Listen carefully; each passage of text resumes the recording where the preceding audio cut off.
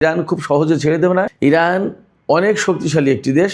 Iran তার সামরিক সক্ষমতা অনেক বেশি বাড়িয়েছে, অনেক বেশি ঊর্ধ্বে নিয়ে গেছে এবং যে কোনো দেশ হোক না কেন ইরানের বিরুদ্ধে সহজে যুদ্ধ করে জিততে পারবে না। আমি এই কথা সবসময় বলতাম, আপনারা নিশ্চয়ই খেয়াল করেছেন।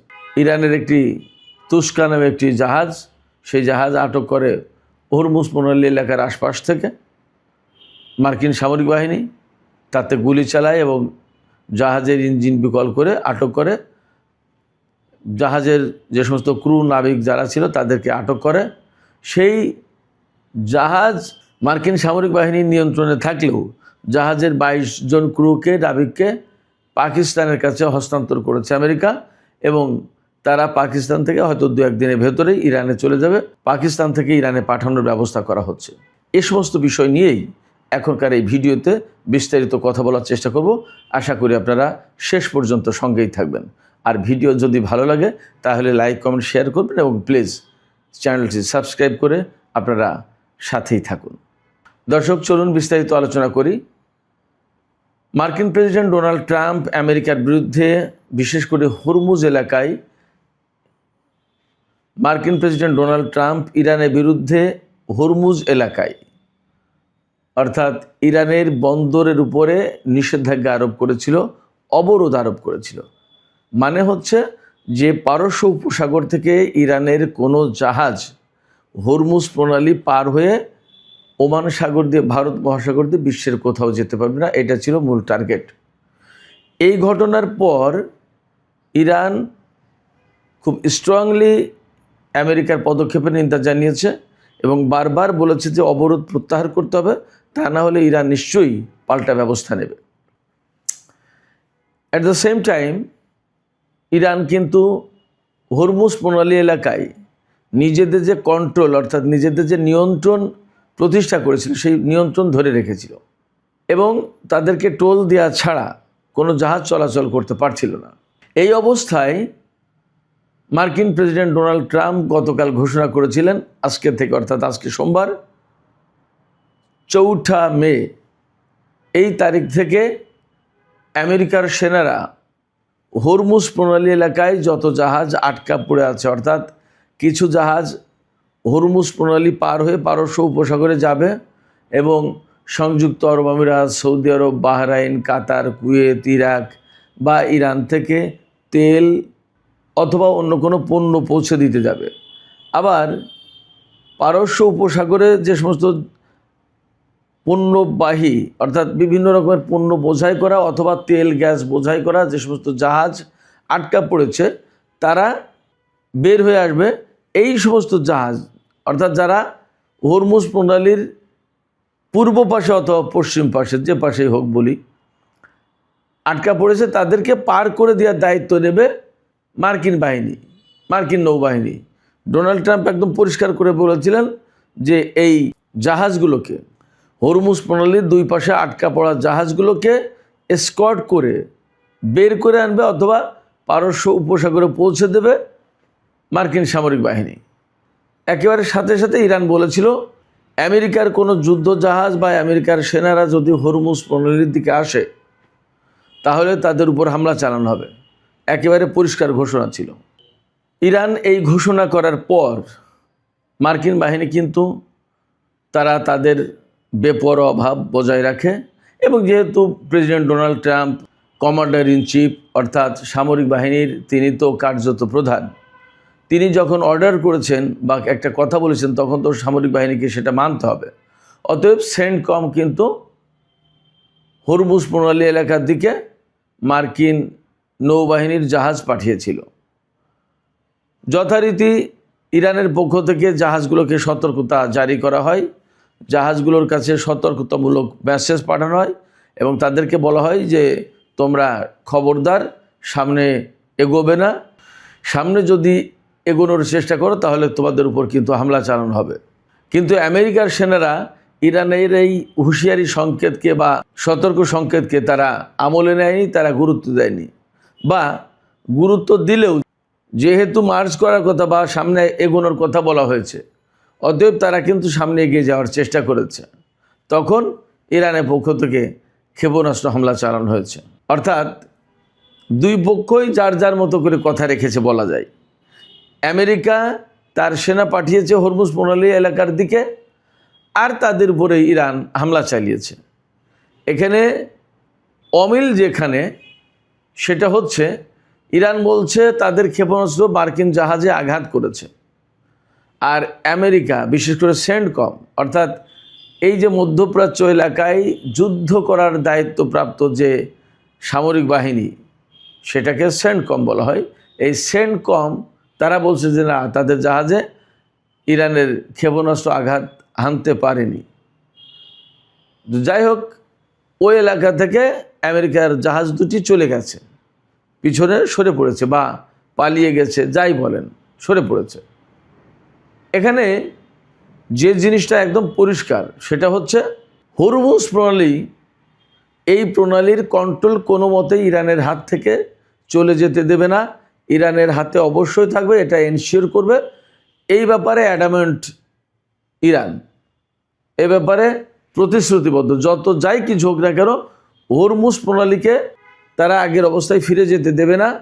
এই যে ঘোষণা, সেই ঘোষণা বাস্তবায়ন করার জন্য কিন্তু আমেরিকার নৌবাহিনীর উপরে বা আমেরিকার যুদ্ধজাহাজের উপর তারা হামলা চালিয়েছে।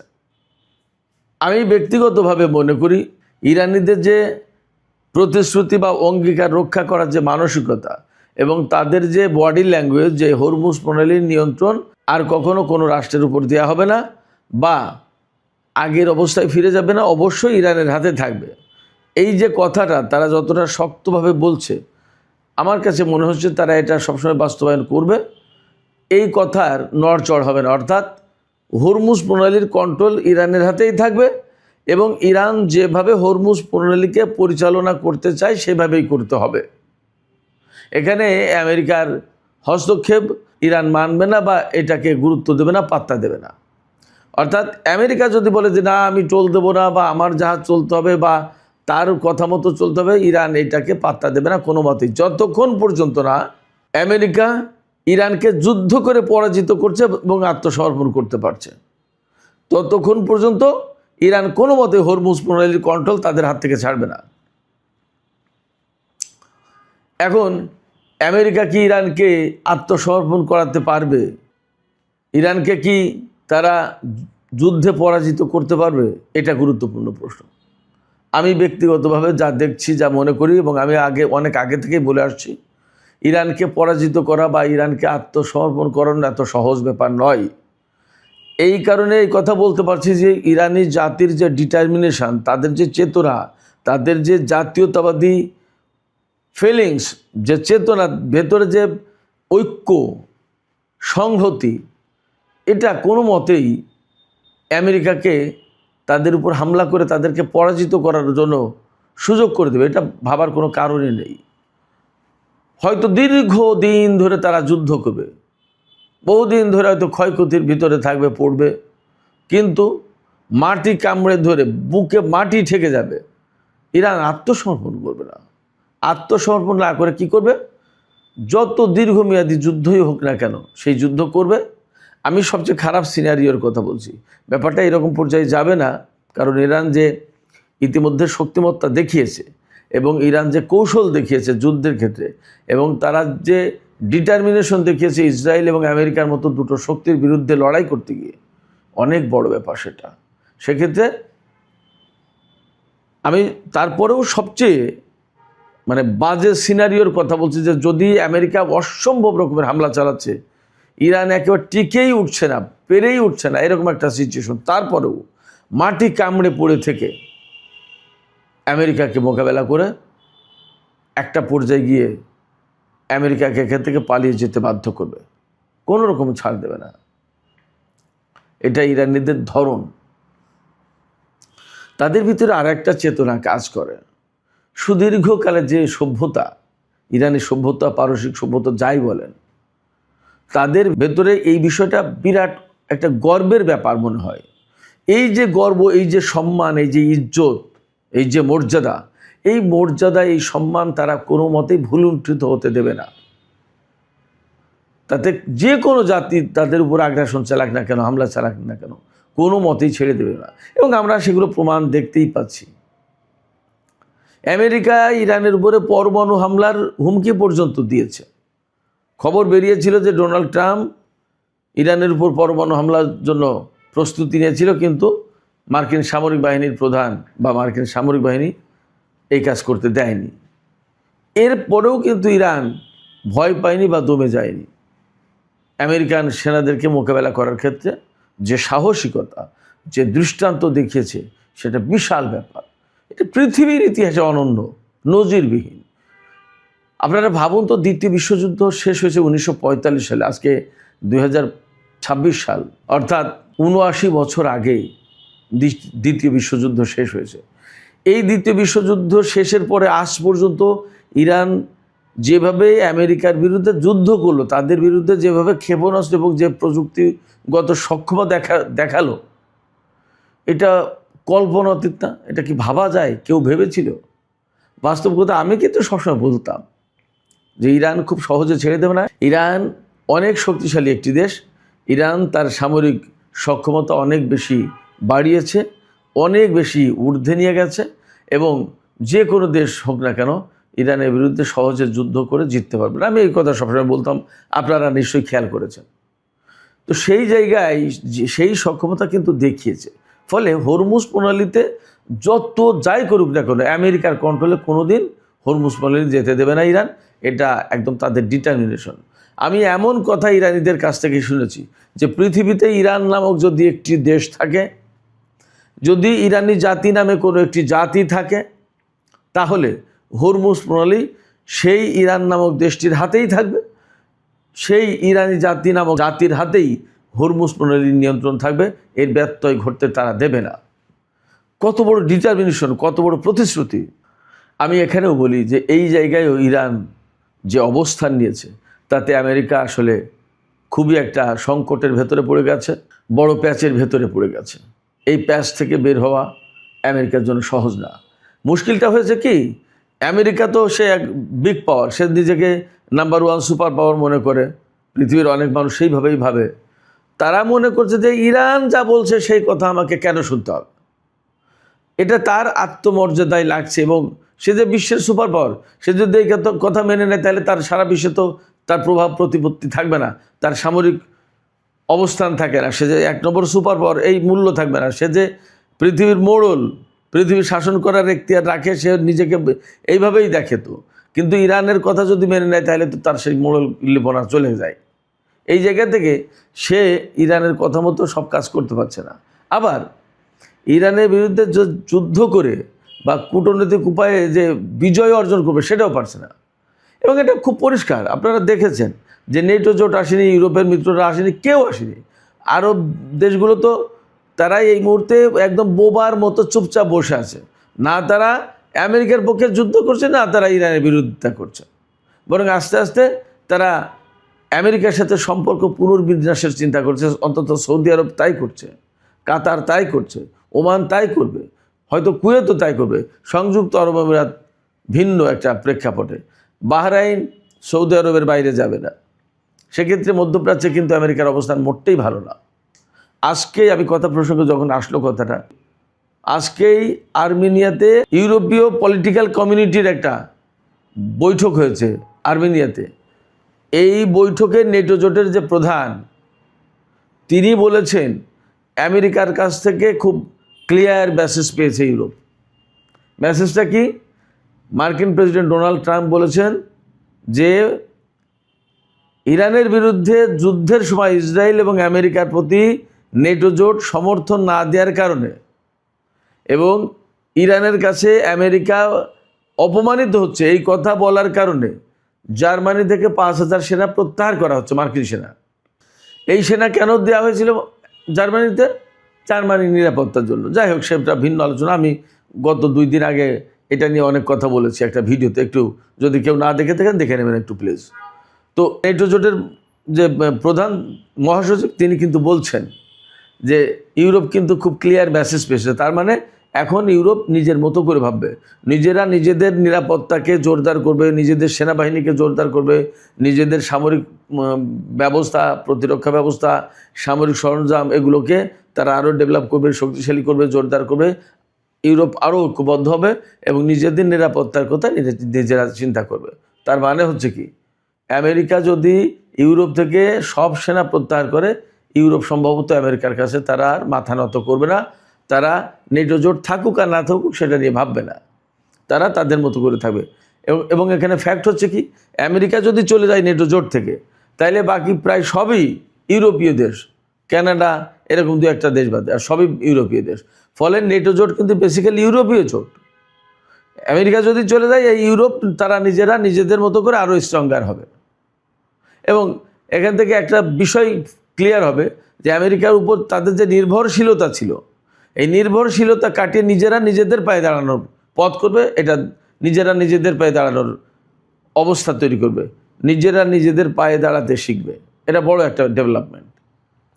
তো যাই হোক, যে কথা বলছিলাম, আমি আবার পেছনে ফিরে যাই। তো এইরকম এই ইরানের বিরুদ্ধে যুদ্ধ করতে গিয়ে আমেরিকা যেহেতু কাউকেই পাশে পায়নি, সেক্ষেত্রে না যুদ্ধ করে জিততে পারছে, না কূটনৈতিক উপায়ে জিততে পারছে, কোনো কুল কিনারা পাচ্ছে না মার্কিন প্রেসিডেন্ট ডোনাল্ড ট্রাম্প। এবং ইরানের হাতে খুব গেড়া কলে পড়ে গেছে, খুব ধরা খেয়েছে, ভীষণ একটা আটকা অবস্থায় পড়ে গেছে। আমি আবারও বলি, আমেরিকা এখানে যুদ্ধ করতে এসে চোরাবালিতে পড়েছে এবং প্রেসিডেন্ট ডোনাল্ড ট্রাম্পকে আমেরিকার লোকজনে যেভাবে ধুয়ে দিচ্ছে, তো একটা ব্যাপকভাবে গালমন্দ করছে বলা যায়।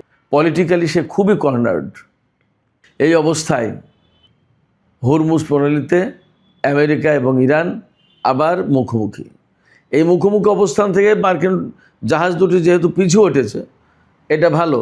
যদি আবার তারা মনে করে আমাদের জাহাজের উপরে গুলি করেছে, তাহলে আমাদের আত্মসমন্বয় লাগলো, অথবা আমরা আবার নতুন করে ইরানের বিরুদ্ধে যুদ্ধ শুরু করব, তাহলে কিন্তু প্রচণ্ড রকমের যুদ্ধ হবে। এবং আপনারা শিওর থাকতে পারেন, ইরানের যে ডিটারমিনেশন, ইরানের লোকজনের কাছ থেকে যে সমস্ত কথাবার্তা শুনছি, তাতে কথা পরিষ্কার, মানে এবারের যুদ্ধ হবে মহাযুদ্ধ।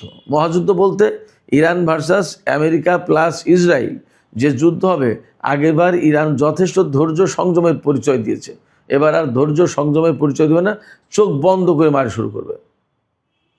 ব্যাপারটা যদি তাই হয়, তাহলে মধ্যপ্রাচ্যে এক ভয়াবহ যুদ্ধের ইতিহাস রচনা হবে, এক ভয়াবহ ঘটনা ঘটবে। আমি জানি না কত মানুষ হতাহত হবে এবং কী পরিস্থিতি তৈরি হবে, বাট এইটুকু কল্পনা করতে পারি যে আমেরিকার সাথে ইরানের যে যুদ্ধ হবে, ইসরায়েলের সাথে যে যুদ্ধ হবে, তাতে সংযুক্ত আরব আমিরাত এবং ইসরায়েল মহা ক্ষতির মুখে পড়বে। সে ক্ষতির কোনো তুলনা হবে না। অ্যাট দ্য সেম টাইম মধ্যপ্রাচ্য অঞ্চলে আমেরিকার যে সমস্ত ঘাঁটি এখনও মোটামুটি কিছুটা চলার মতো আছে বা কিছুটা ক্ষয়ক্ষতি হয়ে দাঁড়িয়ে টিকে আছে, সেগুলো আর থাকবে না।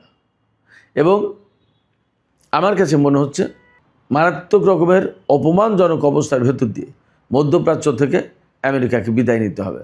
এখন সম্ভবত আমেরিকার সামনে দুটো পথ, হয় চুপচাপ যুদ্ধের ময়দান থেকে পিছিয়ে যাওয়া এবং ইরানের সাথে একটা যুদ্ধ অবসানের চুক্তি করা, অথবা প্রচণ্ড রকমের যুদ্ধ করা। কিন্তু সেই যুদ্ধে আমি বিশ্বাস করি যা পরিস্থিতি, তাতে মারাত্মক রকমের অপমানজনক একটা পরাজয় হতে পারে।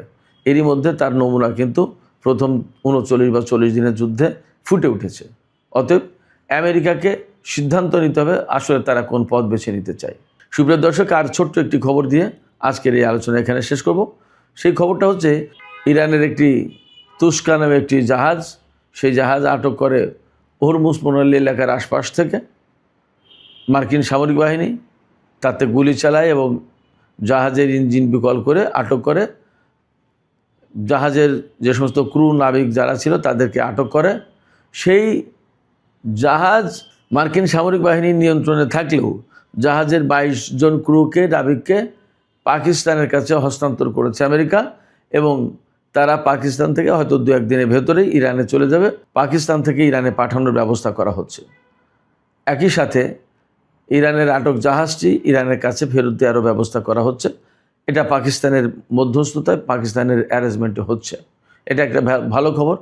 তা আমি মনে করি যে এই রকম একটা ভালো খবরের দিকেই ইরান এবং আমেরিকার পদক্ষেপ নেওয়া উচিত, যাতে যুদ্ধ নয়, শান্তি চাই, এই শান্তির বিজয় হয়। সুপ্রিয় দর্শক, আজকের আলোচনা এখানেই শেষ করতে চাই। যাবার আগে আপনাদের কাছে জানতে চাই আপনাদের কি মতামত। এই যে হরমুজ প্রণালী এলাকায় আজকে যে সংঘর্ষের ঘটনা ঘটলো, এই সংঘর্ষের ফলে আপনারা কি মনে করছেন যে এখানে যুদ্ধ আরও মারাত্মক আকার ধারণ করতে পারে, নাকি আমেরিকা পিছিয়ে যেতে পারে? কি মনে হয় আপনাদের? আপনাদের মতামত ভিডিও কমেন্টে জানাতে পারেন এবং ভিডিও ভালো লাগলে অবশ্যই লাইক কমেন্ট শেয়ার করবেন এবং চ্যানেলটিকে সাবস্ক্রাইব করে আমাদের সাথেই থাকবেন। আল্লাহ হাফেজ।